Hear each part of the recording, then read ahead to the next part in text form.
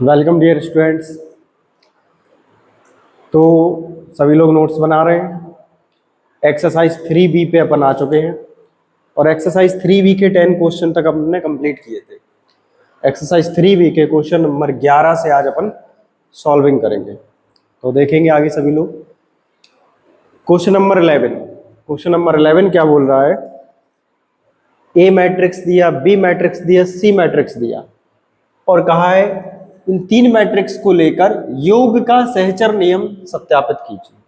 ठीक है, तो क्या होता है योग का सहचर नियम? सबसे पहले लिखेंगे योग का सहचर नियम। योग का सहचर नियम,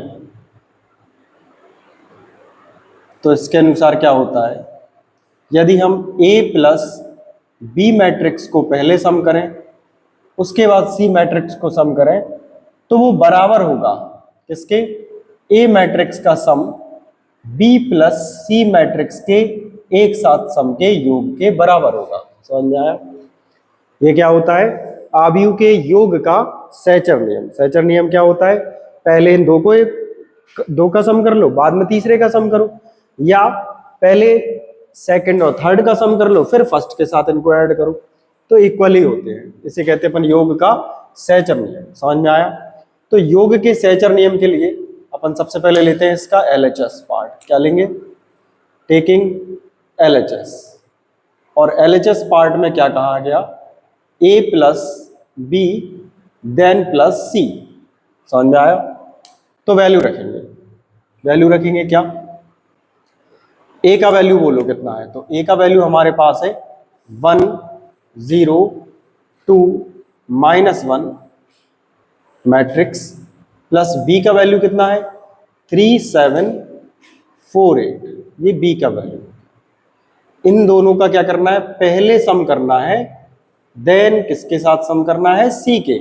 और C कितना है? -1 1 0 0। समझ में आया? चलिए, तो इसका सॉल्यूशन करेंगे। पहले इस ब्रैकेट को सॉल्व करेंगे। ब्रैकेट में सेम ऑर्डर मैट्रिक्स है, तो इनका क्या कर देंगे अपन? ऐड करेंगे। फर्स्ट वाले सम को फर्स्ट में, तो ये हो जाएगा कितना? 1 + 3 0 + 7 2 + 4 2 + 4 एंड -0 + 8। ये आ गया। उसके बाद प्लस करेंगे अपन -1 1 एंड 0 0। समझ में आया? तो ये तो हो गया 4, ये आ गया 7 एंड 6 और एंड 7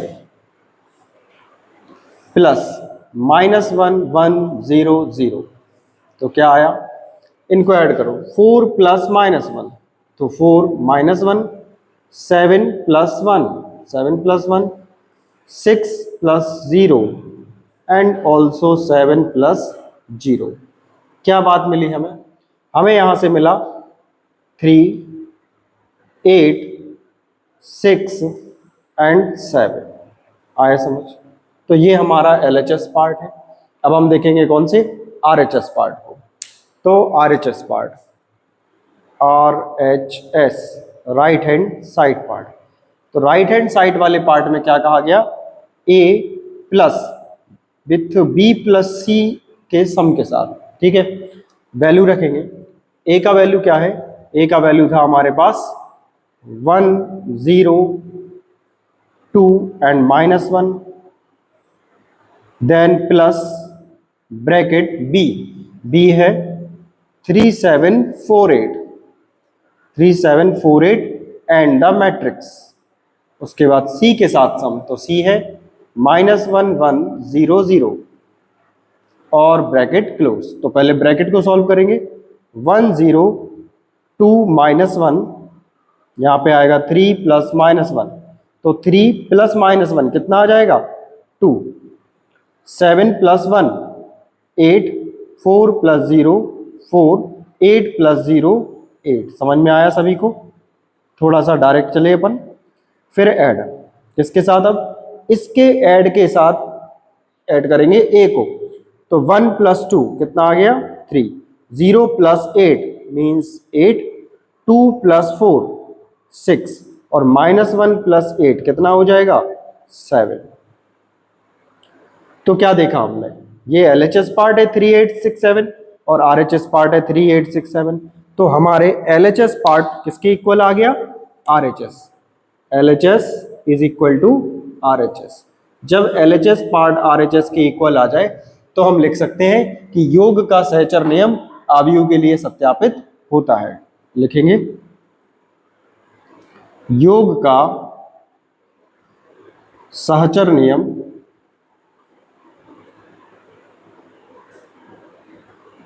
आव्यूह के लिए सत्यापित होता है, सत्यापित होता है। यही तुम्हें सिद्ध करना था। समझ में आया। क्वेश्चन नंबर 12 की तरफ देखेंगे। सभी को क्वेश्चन नंबर 11 आया, कहीं कोई दिक्कत बिल्कुल नहीं। एक बार खुद से लगा के देखेंगे। अब आएंगे क्वेश्चन नंबर 12 पे। तो क्वेश्चन नंबर 12 में कहा है यदि a बराबर 3 - 4 1 - 1, तो कह रहा दिखाइए कि a की पावर k बराबर 1 + 2k - 4k k 1 - 2k। ठीक है, तो कैसे करेंगे। तो देखो a की पावर कितना है, अभी 1 है। a की पावर कितना दिया, 1 दिया। हम एक काम करते हैं, इसको लेके चलते हैं और इसको क्या करेंगे, प्रूफ। क्या लिखेंगे, यदि a की power k is equal to क्या है 1 + 2k k -4k and 1 - 2k, ये हमें गिवन है। और हम जानते हैं कि k क्या होगा, k तुम्हारा 0 1 2 3 कुछ भी नंबर होगा। सॉरी 0 तो नहीं होगा, अगर 0 हो जाता तो क्या हो जाएगा, a की पावर 0 तो इक्वल में 1 होगा, इसलिए 0 नहीं रखेंगे। कहां से स्टार्टिंग कर सकते हैं, 1 से। क्या लिखेंगे, for k is equal to 1, यहां रखेंगे a की पावर 1 मीन्स 1 + 2 × 1 1 -4 × 1 1 - 2 × 1। समझ में आया। सॉल्यूशन करेंगे इसका, तो a की पावर 1 इक्वल कितना आ जाएगा, 2 × 1 = 2 1 3 -4 × 1 = 4 एंड ये कितना आ जाएगा 1। और यहाँ पे -2 + 1 मीन्स क्या आ जाएगा -1। तो यहां हम देख रहे कि a की पावर 1 पे ही a के इक्वल आ गया जी। क्या लिखेंगे,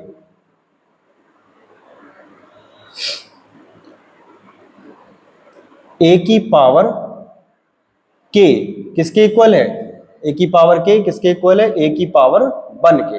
इट मीन्स k = 1। यही तुम्हारा आंसर। समझ में आया।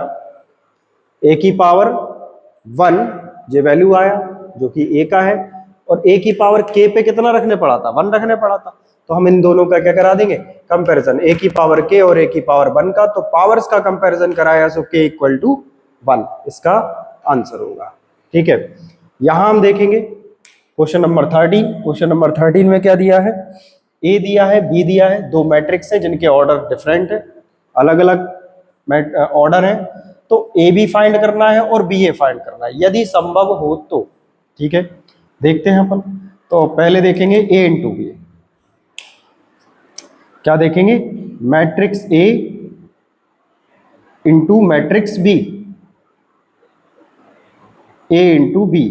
तो बताओ ए का जो ऑर्डर है, ए का ऑर्डर कितना है, मैट्रिक्स ए लिखा 4 0 3 4 0 3 2 1 2 एंड 1 3 0, ये मैट्रिक्स ए आ गया। Into matrix B, matrix B कितना है 1 3 2 2 0 4। तो क्या देखेंगे, यहां इनके ऑर्डर्स देखेंगे। तो देखो इसका ऑर्डर है क्या 3 × 3, और इसका ऑर्डर कितना है, इसका ऑर्डर है अपने पास 2 रो है और कितने कॉलम है, 3 कॉलम है। तो बताइए क्या ये दोनों बराबर हैं, नहीं है। जब ये दोनों बराबर नहीं है तो क्या इनका मल्टीपल किया जा सकता है, बिल्कुल नहीं। समझ में आया। यहां लिख दोगे क्योंकि C1 ऑफ ए के स्तंभों की संख्या, स्तंभों की संख्या बराबर नहीं है बी के पंक्तियों की संख्या, पंक्तियों की संख्या। तो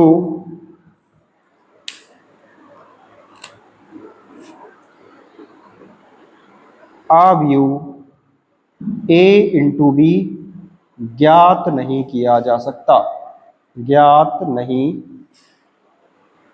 किया जा सकता। समझ में आया? तो अगर ये ऑर्डर सेम नहीं है तो फिर इनका मल्टीपल नहीं होगा। इनका तो चेक कर लिया अपन ने। तब अपन देखेंगे बी इंटू ए। ठीक है, बी इंटू ए की तरफ आते हैं। तो बी इंटू ए, तो बी का ऑर्डर दिया है कितना? बी है 1 3 2 2 0 4। कितना है? 2 रो है और कितने कॉलम है? 3 कॉलम है। इंटू बी, सॉरी ए कितना दिया है? 4 0 3 2 1 2 और 1 3 0। इनका ऑर्डर क्या है? 3 इंटू 3। और ये दोनों बातें क्या आ गई? सेम आ गई। तो यहां पे लिखेंगे क्योंकि बी के स्तंभों की संख्या, स्तंभों की संख्या बराबर ए के पंक्तियों की संख्या, पंक्तियों की संख्या। तो